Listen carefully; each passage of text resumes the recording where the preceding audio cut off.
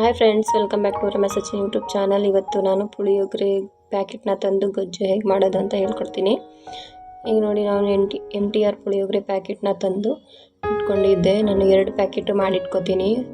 ಟಿಫನ್ಗೆ ಸ್ಕೂಲಿಗೆ ಬೇಕು ಅಂತ ಅಂದಾಗ ನಾನು ಯಾವಾಗಲಾದರೂ ಯೂಸ್ ಮಾಡಬೇಕು ಅಂತ ಮಾಡಿಟ್ಕೋತಾ ಇದ್ದೀನಿ. ಒಣಮೆಣ್ಸಿನ್ಕಾಯಿ ತಗೋತಾ ಇದ್ದೀನಿ. ಹಾಗೆ 2 ಗಡ್ಡೆ ಬೆಳ್ಳುಳ್ಳಿ ಜಜ್ಜಿ ಇಟ್ಕೊಂಡಿದ್ದೀನಿ. ಕರಿಬೇವು ಸೊಪ್ಪನ್ನು ಹಾಕಬೇಕು. ಧಾರಾಳವಾಗಿ ಹಾಕಿ ಕರಿಬೇವು ಸೊಪ್ಪನ್ನ. ಹಾಗೆ ಸ್ವಲ್ಪ ಜಾಸ್ತಿ ಬೇಕು ಅಂದ್ಬಿಟ್ಟು ನಾನು ಹುಳಿ ಬಿಡ್ತಾ ಇದ್ದೀನಿ. ಹುಳಿ ಬೇಕು ಅಂದರೆ ಹಾಕ್ಕೊಳ್ಳಿ, ಇಲ್ಲಾಂದರೆ ಸ್ಕಿಪ್ ಮಾಡಿ. ಹಾಗೆ ಇದಕ್ಕೆ 2 ಪುಳಿಯೋಗರೆ ಪ್ಯಾಕೆಟು. ಈಗ ಹೇಗೆ ಮಾಡೋದು ಅಂತ ಹೇಳ್ಕೊಡ್ತೀನಿ ಬನ್ನಿ. ಹಾಗೆ ನಾನು ಕಡಲೆ ಬೀಜ ಕೂಡ ತಗೊಂಡಿದ್ದೆ.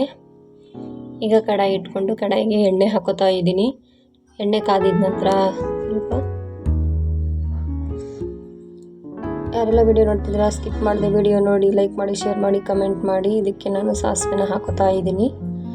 ಸಾಸಿವೆನ ಹಾಕ್ಕೊಂಡು ಚಿಟಪಟ ಅಂತ ಅದಾದಮೇಲೆ ಇದಕ್ಕೆ ಕಡಲೆ ಬೀಜನ ನಾನು ಆ್ಯಡ್ ಮಾಡ್ಕೋತಾ ಇದ್ದೀನಿ. ಕಡಲೆ ಬೀಜನ ಸ್ವಲ್ಪ ಎಣ್ಣೆಲೆ ಫ್ರೈ ಮಾಡಬೇಕಾಗುತ್ತೆ. ಶೇರ್ ಮಾಡಿ ಫ್ಯಾಮಿಲಿ.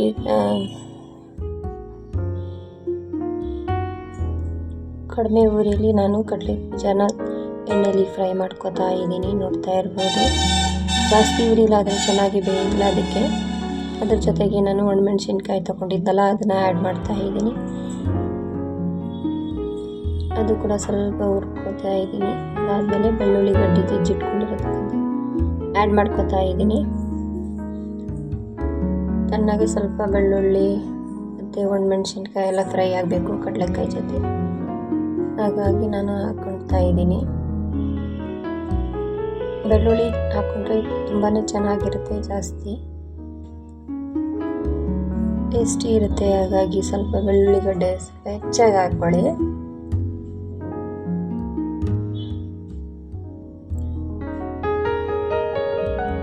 ನಾನು ಮನೇಲೆ ಪುಡಿ ಮಾಡಿಡ್ತಾ ಇದ್ದೆ, ಈ ಮಧ್ಯೆ ಮಾಡಲಿಲ್ಲ. ಒಂದ್ಸತಿ ಪುಡಿ ಮಾಡಿನೂ ವಿಡಿಯೋ ಹಾಕ್ತೀನಿ.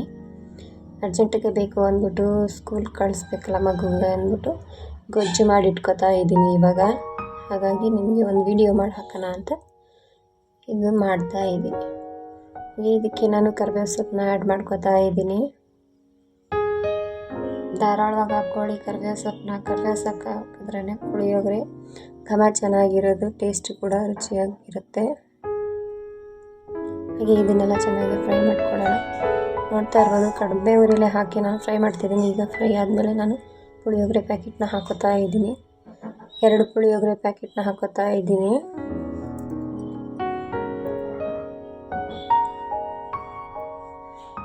ಇದರಲ್ಲೇ ಉಪ್ಪಿರುತ್ತೆ ಸ್ವಲ್ಪ, ಹಾಗಾಗಿ ಸ್ವಲ್ಪ ಉಪ್ಪು ನೋಡಿಕೊಂಡು ಹಾಕ್ಕೊಂಡ್ರೆ ಆಯಿತು. ಈಗ ಸ್ವಲ್ಪ ರೋಸ್ಟ್ ಮಾಡೋಣ.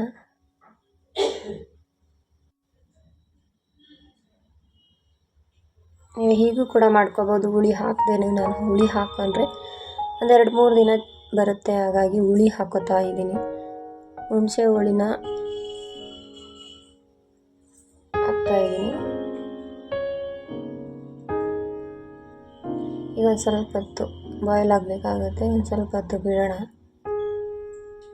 ಈಗ ಮಾಡಿ ನೋಡಿ ಹೇಗಿದೆ ಅಂತ ನನಗೆ ಕಮೆಂಟ್ ಬಾಕ್ಸಲ್ಲಿ ಕಮೆಂಟ್ ಹಾಕಿ.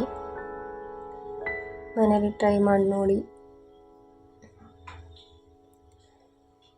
ಕಡಿಮೆ ಉರಿಲೇ ಮಾಡ್ಕೋಬೇಕಾಗುತ್ತೆ. ಇದು ಮಸಾಲೆ ಎಲ್ಲ ಚೆನ್ನಾಗಿ ಈ ಹುಳಿ ಹಾಕಿದ್ದೀನಲ್ಲ, ಅದಕ್ಕೆ ಸ್ವಲ್ಪ ತಾನೇ ಆ ಪ್ಯಾಕೆಟಲ್ಲೇ ಪುಡಿ ಜೊತೆಲೆ ಉಪ್ಪು ಸೇರಿಸಿರ್ತಾರೆ.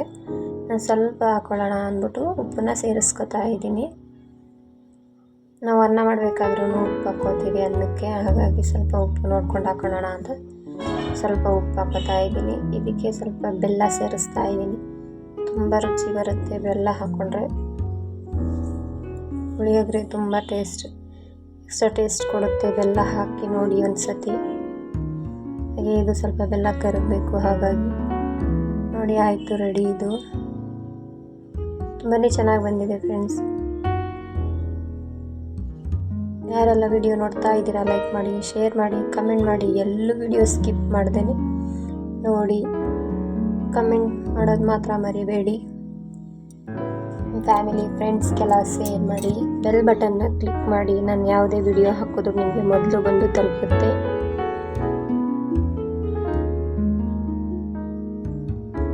ಈಗ ಇದಾಯಿತು ready. Thank you for watching. Have a nice day.